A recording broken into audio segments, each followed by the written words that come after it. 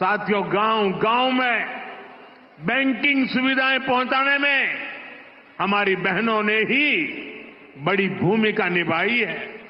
आप कल्पना कर सकते हैं, जिनके बैंक खाते तक नहीं थे, वो अब बैंक सखी के रूप में गांव के लोगों को बैंकों से जोड़ रही है।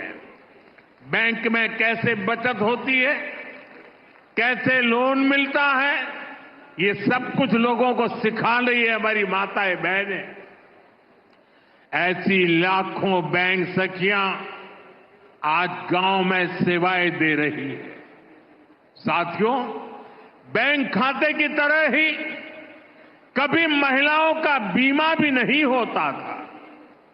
आज लाखों बेटियां, उनको बीमा एजेंट, बीमा सखी बनाने का अभियान शुरू हो रहा है।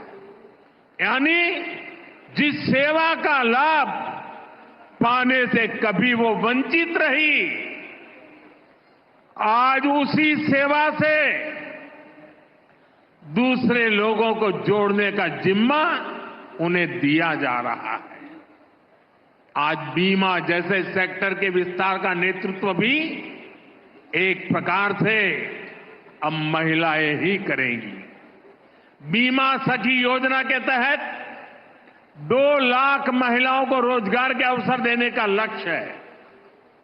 बीमा सखी कार्यक्रम के माध्यम से 10वीं पास बहनों बेटियों को ट्रेनिंग दी जाएगी, उन्हें 3 साल तक आर्थिक मदद भी दी जाएगी, भत्ता दिया जाएगा। बीमा के सेक्टर से जुड़ा डेटा बताता है कि एक एलआईसी एजेंट हर महीने औसतन एवरेज 15,000 रुपये कमाता है। इस हिसाब से देखें तो हमारी बीमा सखियां हर वर्ष 2.25 लाख रुपये से अधिक कमाएगी। बहनों की ये कमाई परिवार को अतिरिक्त आय देगी। साथियों, बीमा सखियों के इस काम का महत्व सिर्फ इतना ही नहीं है कि उन्हें हर महीने हजारों रुपया कमाई होगी। बीमा सखियों का योगदान इससे कहीं अधिक होने वाला है। विकसित होते हमारे देश में इंश्योरेंस फॉर ऑल हम सभी का ध्येय है।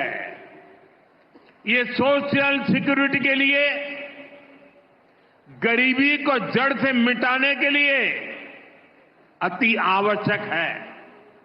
आज बीमा सखी के रूप में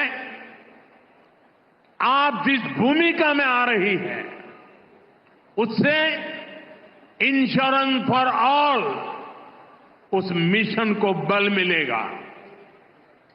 साथियों, जब व्यक्ति के पास बीमा की ताकत होती है तो कितना लाभ होता है, इसके उदाहरण भी हमारे सामने हैं।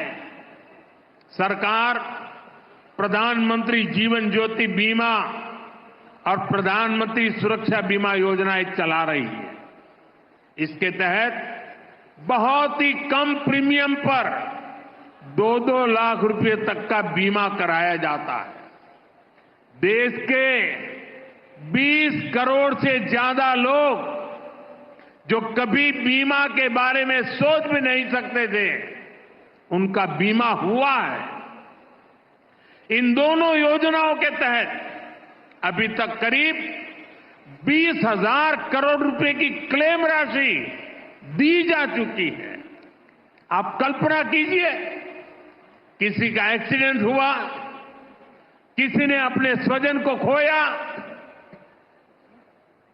उस मुश्किल परिस्थिति में ये 2 लाख रुपए कितने काम आए होंगे।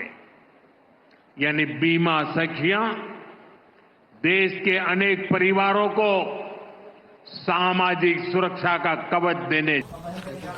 222 करोड़ मैम, इन कर्मचारियों की एक बड़ी लंबे समय से मांग भी है पक्का करने के लिए, जी, उस पर भी विचार किया जाए? नहीं, इस पर बिल्कुल विचार किया जा रहा है, लेकिन ड्राइवर्स और कंडक्टर्स को भी पता है कि दिल्ली सरकार तो पक्का कर देगी, पर आखिरकार उस पर मुहर एलजी साहब की लगनी है।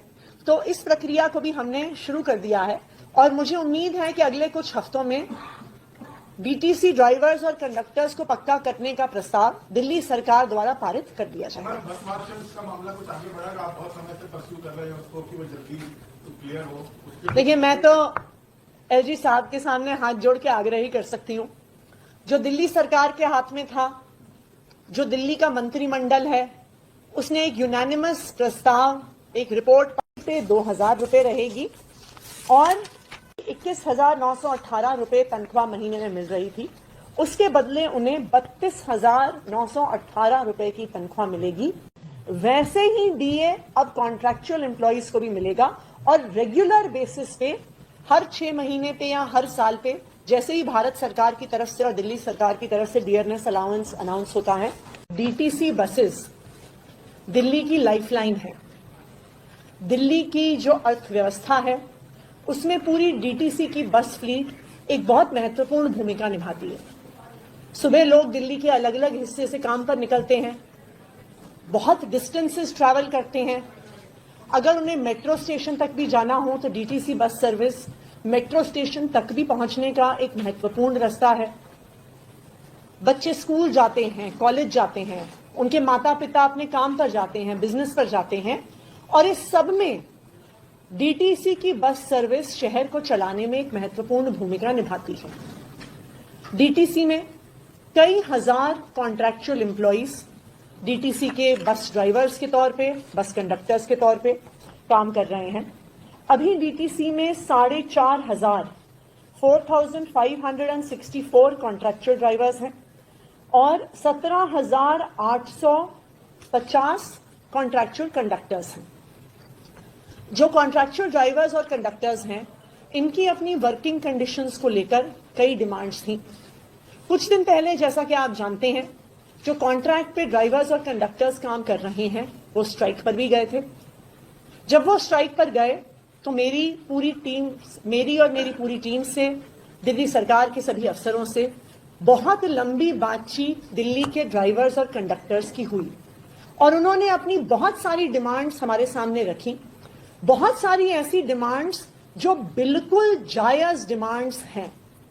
सबसे पहले तो मैं डीटीसी के ड्राइवर्स और कंडक्टर्स का धन्यवाद करूंगी कि उन्होंने हमारे आश्वासन पर डीटीसी की स्ट्राइक को बंद किया और फिर से डीटीसी की बसेस को चलाया कि दिल्ली ठीक तरीके से, दिल्ली की अर्थव्यवस्था ठीक तरीके से चल सके।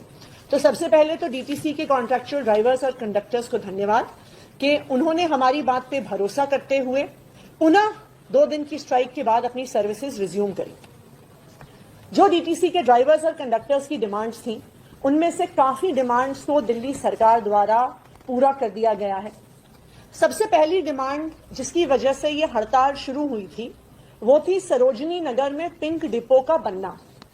कई महिला ड्राइवर्स और कंडक्टर्स इस बात से नाखुश थे कि उनको अलग अलग बस डिपो से, उनके घरों से दूर सरोजनी नगर के बस डिपो पे लाया गया। वो नहीं चाहती थी अपना ट्रांसफर, वो अपने घर के पास के बस डिपो पे ड्यूटी करना चाहती थी। तो मीटिंग के अगले ही दिन तुरंत 20 नवंबर को ही एक आदेश निकालकर पिंक डिपो से जो महिला ड्राइवर्स वापस अपने ओरिजिनल डिपोज पर जाना चाहती थी, उनका ट्रांसफर वापस उनके ओरिजिनल डिपोज पर कर दिया गया। दूसरा, ड्राइवर्स की और कंडक्टर्स की यह डिमांड थी कि अक्सर उनका ड्यूटी एलोकेशन, अक्सर उनकी जो पोस्टिंग है उनके घर से बहुत दूर होती है। मान लीजिए कोई ईस्ट दिल्ली में रहता है तो उनकी नजफगढ़ बस डिपो पे ड्यूटी लग जाती है, कोई नरेला के पास रहता है तो उनकी ओखला बस डिपो पे ड्यूटी लग जाती है, कोई साउथ दिल्ली में रहता है तो उनकी कंझावला बस डिपो पे ड्यूटी लग जाती है। तो उनकी ये डिमांड थी कि उनकी पोस्टिंग उनके घर से सबसे नियरेस्ट बस डिपो पे होनी चाहिए। मुझे खुशी है इस बात की कि एक नई पॉलिसी डीटीसी द्वारा 3 नवंबर को अनाउंस कर दी गई है सभी डीटीसी के ड्राइवर्स और कंडक्टर्स के लिए, जिसमें एक रैशनलाइजेशन की कोशिश ये होगी कि हम जो एप्लीकेशन फॉर्म्स लें ड्राइवर्स और कंडक्टर्स से, उन्हें अपने घर के नियरेस्ट पॉसिबल डिपो पे पोस्ट किया जाए।